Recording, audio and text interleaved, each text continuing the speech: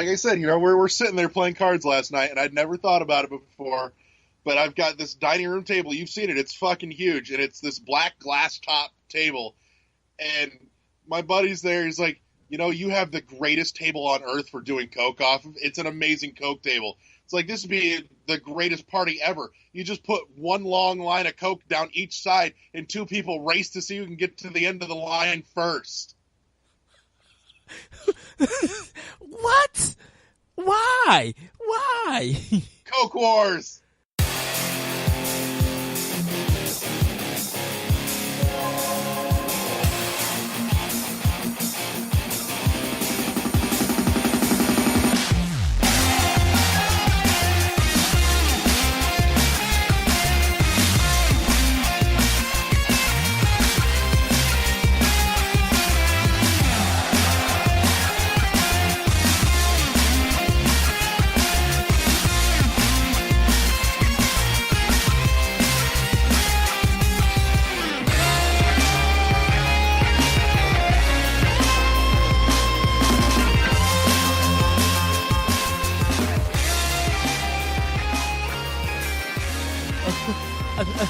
Welcome everybody to I can't believe it.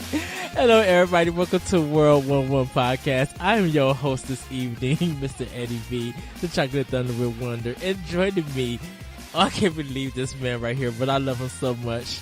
It's the Red Velvet Nordic Beast himself, Mr. Larry Gibber. Champagne supernova in the sky. Just fuck yes, Oasis. Is that with eggnog too? Oh my goodness, Coke and eggnog. Oh my goodness. That would be a holiday party that's like no other. Oh God. I'm sure it's happening in offices all around the country. Oh. It has to be. Pretty much. I forgot, some magazine actually did a story about that, like businesses and high class workers and stuff. Like that got big salaries and stuff. Like they do coke and cocaine, and they like manage it. And I'm just like, what the heck? Why? Who is still doing this? Plenty of people. But that's not here nor there. Shit. Like this is going to kill you. You can't. Coke is not something that you could just manage. You'd be like, oh, I'll just do a little bit here and then be done for the day. No. You just need the occasional bump to get through. That's all. Oh my goodness. Anyways, let's get to this shit. What have you been playing this week? I've been playing Destiny and Watch Dogs 2. Working on getting Watch Dogs 2 done for review. I did pick up Final Fantasy 15, but I haven't started it yet. And I know this coming week, I am picking up The Last Guardian, Super Mario Maker 3DS, and Dead Rising 4. Those games I'll be picking up. But pretty much, Call of Duty Infinite Warfare, I got to try the multiplayer, and it's one of the most unbalanced things ever. See, I don't want to play the multiplayer, but I do want to play it. I just want to play the single player because it looks interesting to me. Yeah, I had to get through the single player. I'm still like on level, I think the second level. I haven't tried the first two levels, and then that was it. I have intentions of trying to get to play some of it this week if anything goes right, but we'll see. Yeah, Watch Dogs 2, I've actually kind of enjoying it. I definitely have to get further into the story because it is kind of cuckoo crazy. But I bought a sniper rifle in the game, and it's powerful. Like I saved up money to get a sniper rifle because I feel like it's easier if I stay at a distance and just be able to pick them off. And then once I kill them all, go ahead and finish the mission, and then I'm done. Well, it's efficient, I suppose. But in any case, I'm trying to think if I've played much of anything this week. I know I finished the Batman Telltale Adventure, episode 4. Pretty good. Getting very interesting. I dinked around with a little bit of Dead Space this week, but not a whole lot, as I haven't had a whole lot of time. Most of my free time's honestly just been soaked up catching up on old episodes of Jimquisition. Yeah, I've got maybe 2 days worth of watching left, and I'm all caught up.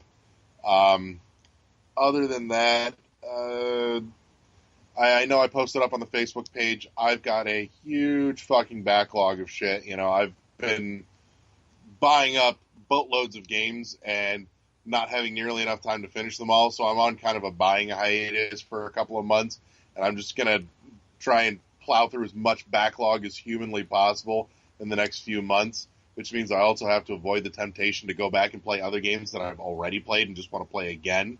Because I kind of want to send you Rise of the Tomb Raider. I've still got to finish Recore. Like I hit a choke point on Recore, and I'm having a hard time forcing myself to go back to finish it. I feel bad because I want to finish it, but I'm so irritated at this part that I'm fucking stuck on that I'm just like, I want to finish it, but I really don't want to fuck with this part of the game because it's pissing me off. It's more irritating than that stupid boss fight that I was working on a couple weeks ago while we were recording it, where I almost threw the fucking controller across the room. It's finding some of the prismatic cores, and the map is fucking useless. Yeah. Holy shit. You got people that worked on Metroid Prime. Ask them how to do a proper fucking map. Yeah, I agree with you completely. That map is worthless. And any kind of waypoint marker is out the fucking window. For no particular fucking reason. At one point you'll have a waypoint marker, on your screen, and it's useful, and then you turn around and suddenly it's gone and it never fucking comes back again. It's son of a bitch. Yeah. Most inconsistent piece of crap. I like parts of that game. I really do. Mm-hmm. But, man, there are just issues in that game that are keeping me from fucking finishing it or even going back to play it more. And I will do it at some point, but it's probably not going to be in the near future. That's fine. I got to, I think, the third or fourth level of the final part before I even get to the boss. And I'm just like, I'm sending this off to you because I'm like, I am not about to go back and recollect more cores just to open up different levels of the game. I'm just not about to do it. I'm just like, this is not retarded, but this is insane. It's just like, no, it's fucking busy work. Exactly. It's work that doesn't need to fucking be there. I mean, it went $19.99 last week for Black Friday, so people bought it, Yeah, I mean, $20, that's a worthwhile buy. You'll get $20 worth of fun out of that. You will. Mm-hmm. At least you'll get it before you hit a point where you're just like, yeah, I'm starting to get irritated and I'm going to put this down now. But before you get to that point, you're going to at least hit $20 worth of fun. Yeah. And it makes me sad because I honestly kind of want to see the rest of the fucking story, too. Because as much as I have some issues with the writing in that story, I do like the story. There are just certain parts of that they did in terms of writing that material that I went, this is dumb. But the overall, the characters, I like. Right. I'm actually surprised that the DLC hasn't dropped. They haven't mentioned anything about it. I'm perfectly okay with that. It doesn't need DLC. Insofar as I can tell, that is a complete game. It doesn't need DLC. Well, I think one of the characters is still unlocked from the game. There was supposed to, one of the characters are supposed to be a DLC. Because it's on the box cover that there's, I believe there's 5 robots, but you only have 4. No. Yeah, you only get 4 in the game, but there's 5 on the box cover. Yeah, there's slots for 5 of them inside the game too, but I don't know. Maybe it's one that just comes later on that I haven't gotten to. I don't know. I did, not mostly everything. Some of the side stuff I didn't do, but it's just wait, where is this 5th character that was on this box cover? And if they announced it as DLC, it needs to be talked about. I don't know. I'm over it for right now, though. Yeah. Do I've I? got things I want to get into and play. I picked up, like I said, I've bought a bunch of stuff recently. I picked up Jade Empire, the Yes. Prince of Persia games on GameCube. I've got Transformers Devastation still waiting for me. Yeah. Uh, I gotta finish that on PS4. yeah, there's so much stuff for me to go in and play. I've still got to finish Inside. I sat down last weekend, I think it was, and Uh-huh. started a good hunk of it and really liked it. And I just got busy later on in the day and didn't go back to it. It's still sitting there waiting for me on my Xbox to pick back up where I left off. It's neat and I like it. I loved Limbo and I adore uh, Inside. So Yeah, I know that's a game that everybody's recommending for me to buy, you and I should. know I need to. You should. Yeah. Um, So yeah, I haven't even started any of my Black Friday games neither. Like Mafia 3 is still in the case, Dishonored still in the case, Rise of Tomb Raider, like all of that stuff is still in the box wrapped up. Heck, Pokemon Sun and Moon I haven't even started yet because I gotta finish Phoenix Wright. I'm like literally almost at the last part of the game. I was even at Red Lobster today playing it while eating my cheddar. Them cheddar biscuits is the bomb big, dude. I'm sorry. I didn't even buy a single fucking game for Black Friday. I didn't. My wife bought me Lego Dimensions because it was on sale for like $40 for the Xbox One. Uh-huh. So I've got that coming, and there's a couple of like fun packs for it that I want. I want the Doctor Who one. I want the Portal one. A couple of the others looked amusing, but those are the two that I really want. Okay. Yeah, I think they've been going like crazy wild with the sales for it. I think because a lot of people have been buying it lately, like the packs and stuff. Right, right. And somehow the PlayStation 3 version has been selling out. I'm like, wait, what? It's readily available, large install base. I could see it. So Yeah. it makes sense. So I was actually talking today with my wife, Christine, and I told her, I said, I'm considering come tax time, I might actually spring for a used PS3 just because I never picked one up. And there's a good handful of stuff on the PS3 that I never got to play or get around to that I'd like to. And I'm like, I can get one for fairly inexpensive, sub $200, maybe $150 for one. I can justify that. That's worth it to me. And, grab up like the Ico Shadow of the Colossus remaster. Yeah. That's actually programmed for 3D, which would be fucking awesome because I actually have a nice 3D TV. What else? All the God of War games on PS3 would be fantastic. Yeah, because I think they got a collection for it, I think, for PS3. There's a couple of them. Like, I know there's God of War 1 and 2 as a collection, God of War 3, and I think the PSP ones are available as a collection on Yeah. PS3 as well, so I can get it all on one platform and be done. Flower, Journey, a few other odds and ends as far as their online store stuff as well. I'd like to get my hands on, so Yeah. I think that might be a tax time investment. Yeah, that'd be cool. Because, like I said, yeah, like you said, there's a lot of good games on the PS3. The last Sony platform I bought was a PlayStation 2. Yikes. So, and having that there actually makes me feel a little better about buying the PS3 just because I'm not trying to hunt for one of the backwards compatible ones. Like, I've got a PS2, I don't worry about it. Fuck it. Right. So, And pretty much most of the backwards stuff is like now kind of remastered on PS4 or it's on PS3 that you can just download. Right.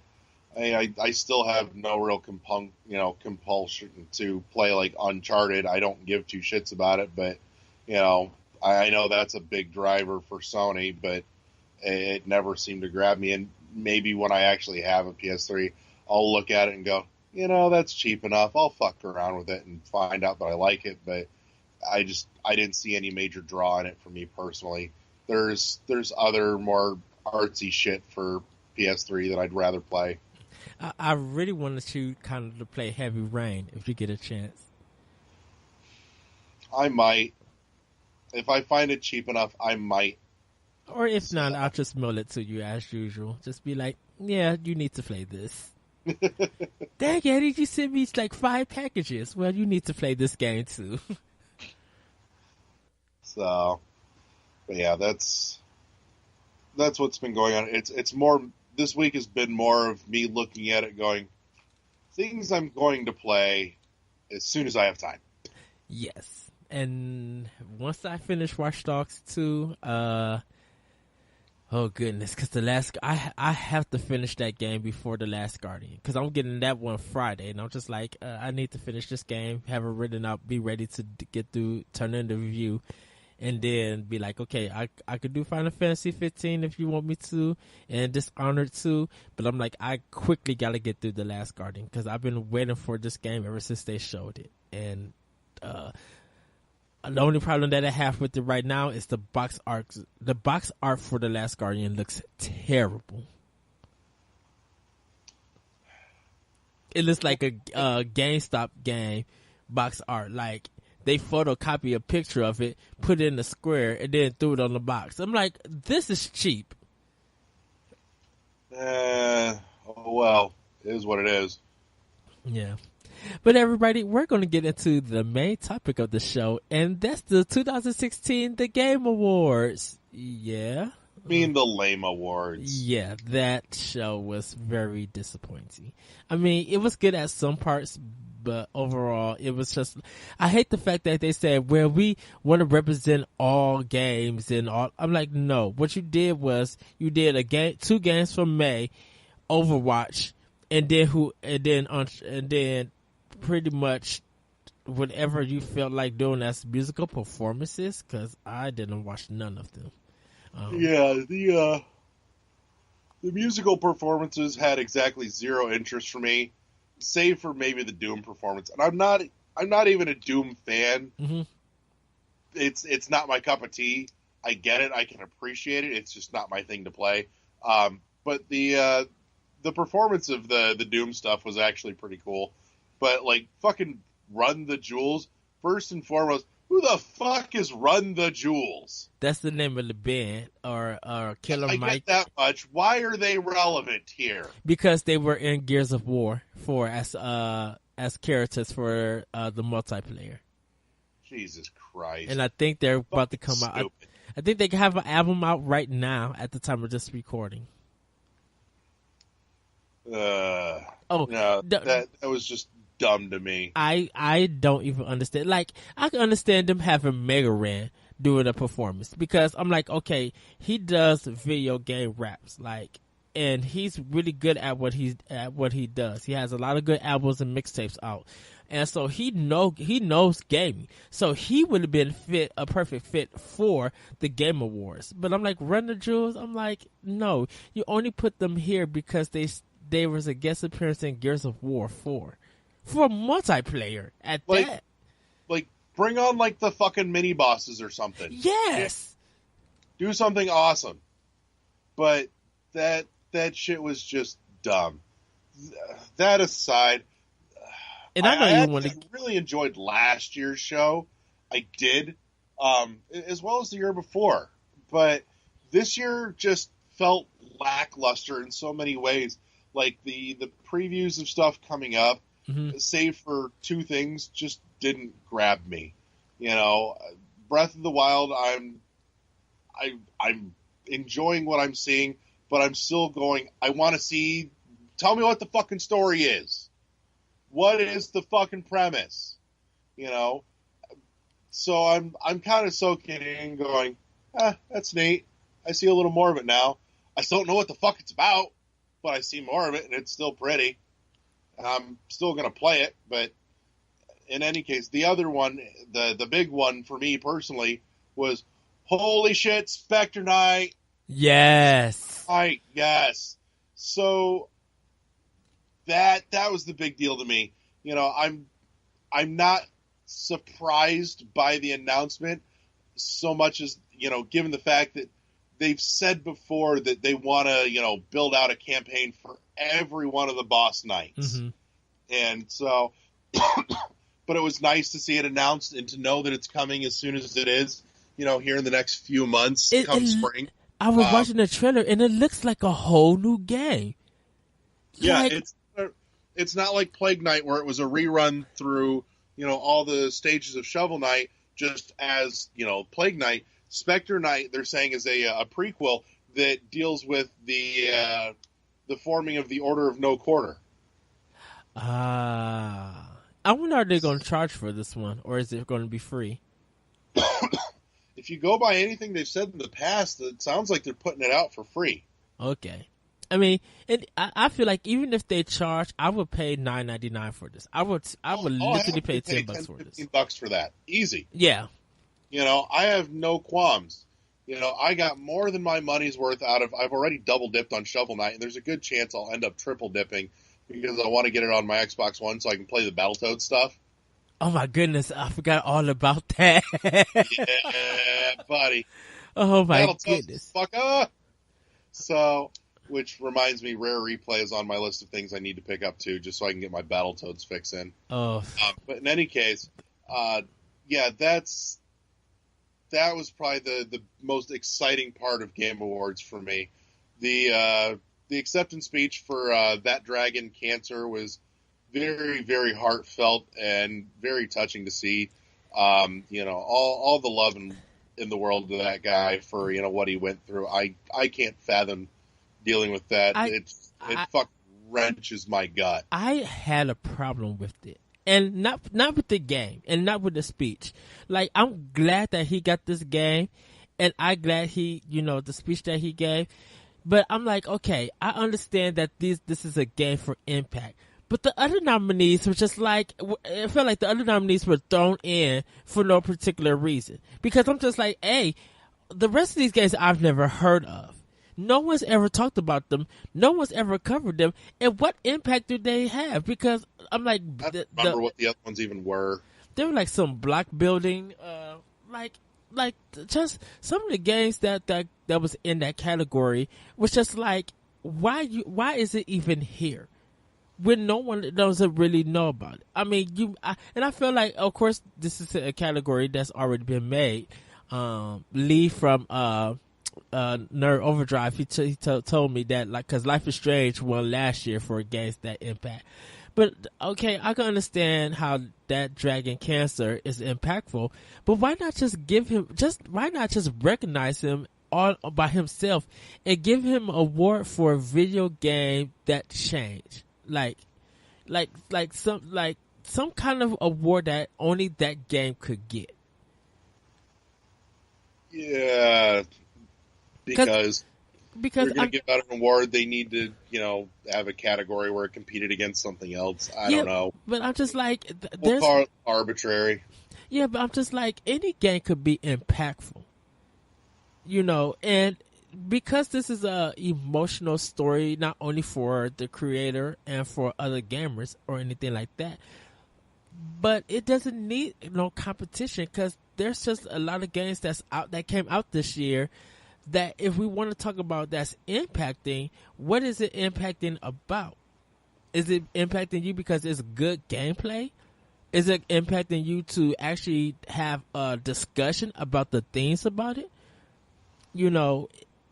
Yeah, they need to work on some of their categories. And speaking of categories, the one that mysteriously disappeared from the show. So let's address this one now. Okay, so if everybody listened to last episode that me and Larry talked about, we talked about Nintendo or not Nintendo actually, Pokemon Uranium and AM2R for motherfucker for best best fan creation. Yeah. Okay, so those two games got removed from the nominees, so there was only 3 games left. But it seems that they just removed the whole category, like it literally disappeared. They did. They Why? dropped that category right the fuck out, which is honestly what was the smartest thing they could have done. Because, like I said, either with something like that, you either let everybody in or just drop the category. None of this, you're allowed, but you pissed me off, so you stay home. Because that was bullshit. That is so Frankly, removing that category was probably the smartest thing they could have done. Because if they went ahead with that and, gave somebody an award in that category after having, removed two of the nominees just because they stepped on somebody on the board's toes, you can bet there probably would have been all kinds of fucking issues raised with that. And I think Keighley wants to maintain some semblance of reasonable integrity to this awards show. And I think that was probably the smartest thing he could have done, because if he didn't, I think the integrity would have been compromised, not necessarily beyond repair, but it would have at least opened the door to a slippery slope of bullshit in years to come. Yeah, and I as a side, I have to say this: there was really no Nintendo games that got represented this year for nominees. So even if Nintendo did a big Nintendo year, period. Though to be fair, it wasn't really a big year for anything, period. Well, it just felt like they forgot all the games that came out in the first 4 months of this year.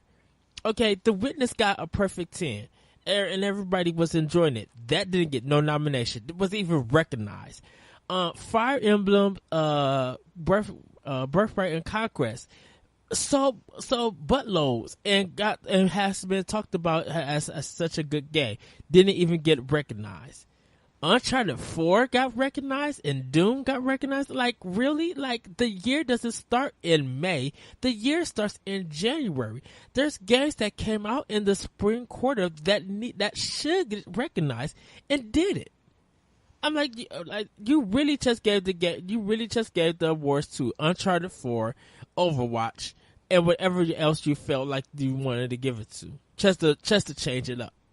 Like, that's not a game award. Nintendo. Keep in mind, though, Nintendo walked away with a number of them last year. Well, and it's not like there's any sort of direct bias. It's just, this was not a big year for Nintendo or anything on their platform. But it wasn't a big year from Pokemon. But the bad thing about it wasn't a big year for anything. There was no RPGs got recognized, no strategy or really sim games got recognized, no sports games really got recognized, no indie games really got recognized. Like, there were a ton of hot games that have came out before November that people talked about, and it really sold well. They didn't recognize that at the Game Awards. I think they need to reevaluate some of the categories that they have and drop some of the stupid ones, like, best fucking YouTuber at this point. Can we just call it that category? Because, Jesus, that's dumb. Drop, the best esports team and esports player, and, seriously, chuck some of that shit out the fucking window. And, get some genre categories in there. You've got best sports racing game and, best action adventure game, and that's it for genre? No. You've got a whole lot more to fucking cover, buddy. And when does action games become FPSs? Okay, I can understand Gears of War being in that category because you're doing a lot of shooting third person. Really, Overwatch? Overwatch is not an action game. That's a multiplayer arena-based game. MOBA. Yeah, it's a fucking MOBA. That's not action. So, yeah, they really need to relook at how they categorize some of that shit. But again, it's not a minor, but it's a moderate issue that I have with it. Well, it's. Oh, go ahead. It's neither here nor there. Nothing I say is going to change anything when it comes to this shit. So, well, I'm gonna run down the winners, not so much the nominees, because I think Titanfall 2 should have got Game of the Year, but Overwatch won Game of the Year. Blizzard Entertainment had Best Game Direction. Best narrative went to Uncharted 4: A Thief's End. That was written by Neil Druckerman and Josh Gurr. Best art direction is Inside, developed by Playdead. Best music sound design is Doom, composed by Mick Gordon. Best performance, Nolan North as Nathan Drake in Uncharted 4: A Thief's End. Games for Impact, That Dragon Cancer, developed by Numinous Games. Best independent game, Inside, developed by Playdead. Best mobile / handheld game, Pokemon Go, developed by Niantic. Best VR game, Res Infinite, developed by United Games Artists. Best action game, Doom, developed by ID Software, or not ID, id Software, sorry. Best action adventure is Dishonored 2, developed by Arcane Studios. Best role-playing game, The Witcher 3 Wild Hunt Blood and Wine, developed by CD Projekt Red. Best fighting game, Street Fighter V, developed by Capcom. Best strategy game, Civilization 6, developed by Firaxis Games. Best family game, Pokemon Go, developed by Niantic. Best sports / racing game, Forza Horizon 3, developed by Playground Games.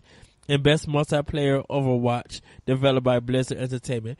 The Fans' Choice Award, Most Anticipated Game, The Legend of Zelda Breath of the Wild, developed by Nintendo EPD. Trending Gamer, Boogie 2988, that was the video, the YouTube creator Yeah, one. the Trending Gamer category needs to fucking go. Yeah. Best Fan Creation, Enderal, The Shades of Order. Because Brutal Doom 64 was the only other nominee for it.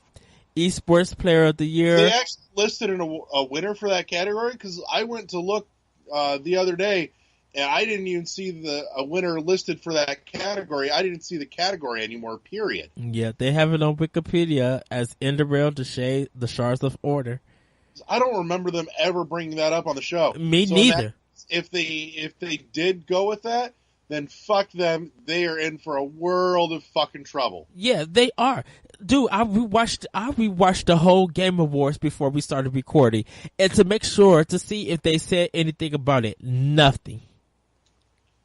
Yeah, that's like IGN posted up a list of all the winners from the show too, and it was nowhere listed on there. That's insane.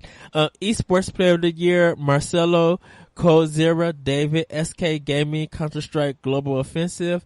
Esports Team of the Year, Cloud9, and Esports Game of the Year, Overwatch, developed by Blizzard Entertainment. Industry Icon Award, Hideo Kojima. Yeah, the esports and the Trending Gamer categories should all fucking go away. That shit's dumb. I've got nothing against esports and, any of the Trending Gamer and, YouTubers and Let's Players and all that. I enjoy watching a lot of that. But holy shit, this is not an award-worthy category, for God's sakes. And why did it's just not? Yeah. Because we don't know esports. Not like they don't advertise and display esports. Like it's not big with a lot of people. Like you only got certain games that people use. To showcase it, and it's just like these are some games that most people or some people don't play. Like esports is mostly, in my opinion, more for PC gamers than it is for console gamers. And I don't want to discredit PC gamers because they are part of the video game industry. Oh yeah, no, but there's some of the esports stuff that falls on the console side, especially when you get into like some of the competitions like Evo. Yeah, but that's a little different too, even truth be told. But yeah, I'm sorry that does not need to be an award category. They've done that in the last couple of years, and it needs to stop. And seriously, replace those with something that we actually want to see. And why did Street Fighter V win best fighting game? Like I would expect that to go to King of Fighters, I think 14 or 15. That's whatever the newest one is at. Like Street Fighter V had its problems. It was broken when it was released, and then even when the new content came out, it was still broken. Like people wasn't playing that game. So why did it win for it?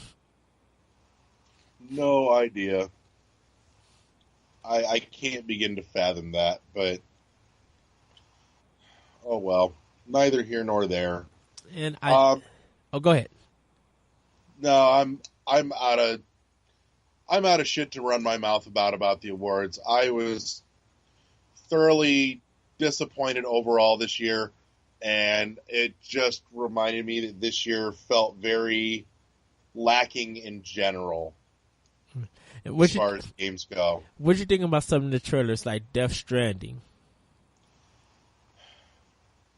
Death Stranding was a wonderful reminder that Hideo Kojima, while brilliant, is absolutely batshit insane.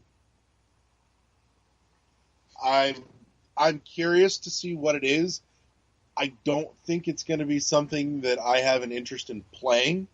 Mm-hmm. I might have an interest in watching it, but I've never been big on Kojima games, with like the minor exception of like Boktai. Do you feel like that it was a mixture of Silent Hill and Metal Gear Solid put together? Kind of. I didn't get nearly as much of the Silent Hill vibe as I did, I think with Metal Gear. I think when it shows like the villain, just the way that he looked and the two's connecting to the soldiers, because one of the soldiers were like bones. Right.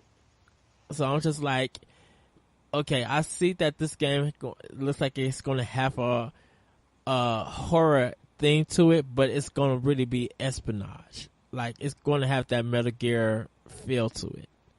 The other thing for me, too, is that, all right, this is the second year in a row that we've seen a new trailer for this Death Stranding game at the Game Awards and still have no fucking clue what it is or what it's about. Congratulations, you've shown me a thing twice and still managed to tell me nothing. Besides, Norman Reedus is the lead character, and the enemy that they showed, like I forgot his name, Mark something. He's the villain. Like, so the person that they showed in the trailer at the end, he's the villain, and the old guy is Guerrero del Eterno or something like that. Yeah, but the trailer doesn't actually tell you anything. Yeah, and it's. I'm sure Kojima has mastered that art of showing you tons of shit without telling you anything. Right. Like, you really don't get the premise of it. You just be like, okay, it's a baby in a tube, and... Yeah. So, yeah. I don't know. Like I said, I'm sure it's one of those things that I will want to watch, but probably have no compunction to play this thing. And what was with that Bulletstorm trailer? I'm like... Is this hold on, I'm like, I thought Epic on Bulletstorm. What is it doing on Gearbox? I'm like, you can't.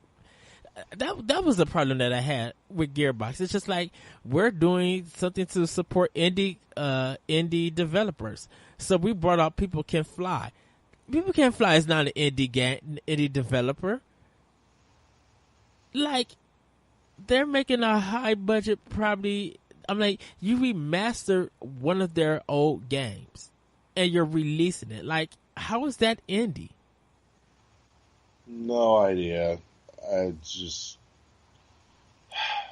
I think some of them missed the concept of what indie is. And, we've had this conversation too, especially with Adrian on the show, that, what we look at is indie, even from me to you to Adrian, is different, as far as indie developers, indie games, it's just, it seems to be open to interpretation.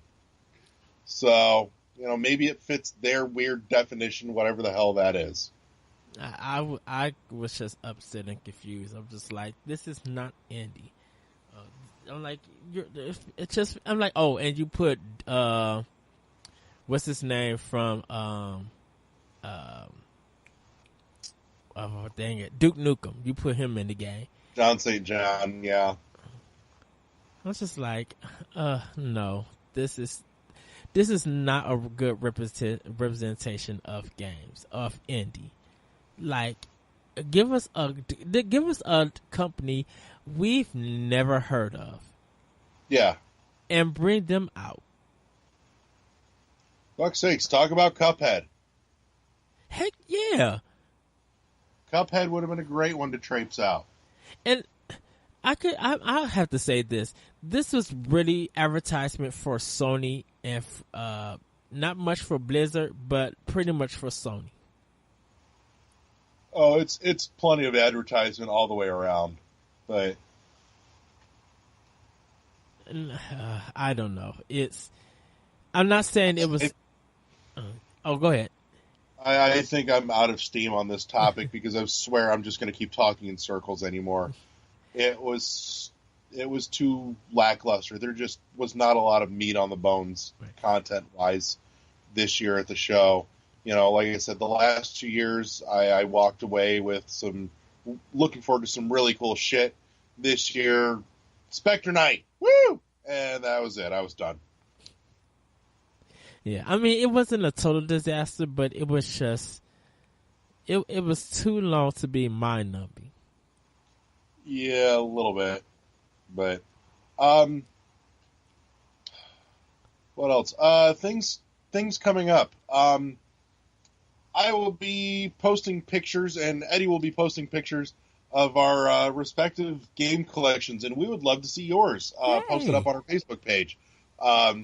You know, I'm going to be laying everything out and, you know, giving you a peek at what's at my place and, you know, the things I play and collect and all that fun shit. And we'd love to see, you know, your collections too.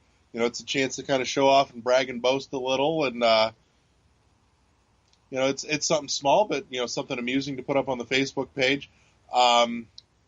Also, coming up next week, we have a guest joining us. Fucking super stoked. Of Destructoid and Podtoid fame, been around the games industry for a number of years. The epic, wonderful, most absolutely gracious Jonathan Holmes will be joining us next week. Yeah, and who's also been on Road Rules when it first came out. God, yes, Road Rules. That my wife looked that up, actually. That season of Road Rules is available for purchase on YouTube. Oh, wow. That's insane. So, yeah, that's a thing. The amazing Jonathan Holmes will be joining us next week. Also, a few other things to look forward to in coming months as well. We're in the talks with getting a few other guests lined up. Nothing concrete as of yet. I will say that they are some of the ones that I'm talking to, trying to get some things lined up, are ones that we have talked at great length about some of their projects and their games on this show. We are way fucking excited to have them even talking to us, let alone talking about coming on the show with us. You know, I've said it before, and I will say it for the next couple episodes until the calendar turns over. Obviously, you know, keep your eyes and ears peeled to the Facebook page. Also, we have landed on Twitter. We are officially on fucking Twitter. Yes. So if that's your bag, if that's your cup of tea, and that's how you communicate, we are officially out there now. World 11 Podcast. You can search it, you know, just the way we have it on the Facebook page. Or you can, you know, look for at World1_1 podcast, all one word. We are on the Twitters. Give us a follow. All the news and new episodes and everything as it happens are going to be posted on the Twitter account there, so you can follow that. We will, you know, start making requests day of for, you know, submitting in questions for the show. So maybe eventually we'll get people actually asking us shit. But then again, we're probably not quite that interesting that, you know, we're worth asking anything anyways. So I'm pretty sure the only questions that will come in is the fucking show over yet? Yes, it is. Yeah, that's a thing. So we're officially on Twitter. It's happened. It took almost all fucking year for it to happen, but it's there. So, obviously with any luck, some new things coming for us in terms of, Twitter, the Facebook page, just content-wise. We're looking to start, some new original content, written content coming out on the Facebook page, maybe even a little bit more. Working on getting the final touches on the YouTube channel put together for the podcast as well. Just missing a couple of details. Adrian is in the process of moving and is stupid busy, so we have not been able to hash out the iTunes issue yet, but it's coming. Just give us a little patience, let everybody settle in through the holidays, and we'll get there. Yes. And you guys can also email us at world11podcast@gmail.com. We really guys want to hear your thoughts. We want to hear your feedback because we do this a podcast for you guys. We get together, laugh and giggle like Larry and Adrian. They make me laugh and enjoy having discussions and stuff like that. But we love to include you guys into the conversation. So send us an email, give us some feedback, follow us on the Facebook page. Larry, do you have anything else before I start plugging or anything? I do actually. Christine asked me something today, or not today, but earlier this week, and I thought I'm like, that's a really good fucking question. I don't know that I can answer that yet. I want your thoughts on this too. She asked me when we were watching the awards on Thursday if I planned on getting Breath of the Wild for the Wii U or the Switch, and I don't know yet. I'm getting it for both. I'm getting it for both systems. I can't bring myself to double dip on that. I could easily double dip on this, and it's not because of finance wise. I think it's because that the adventure that I'm going on, to have it at my home and to also have it on the go, like it's just going to be something that get it on the Switch. Because then it's at home and on the go. But you know what? I want it at home. I want it on home because I kind of want to learn some of the stuff inside and out. And if the rumor is true that the Switch version is delayed to summer, just saying if it is, if they still... if one's being delayed, they're probably both getting delayed. I doubt that. Unless, because I feel like they probably going to be adding more content on the Switch than they will on the Wii U. But that's it. But that's it. I don't think they'll do it. I can't see them doing it.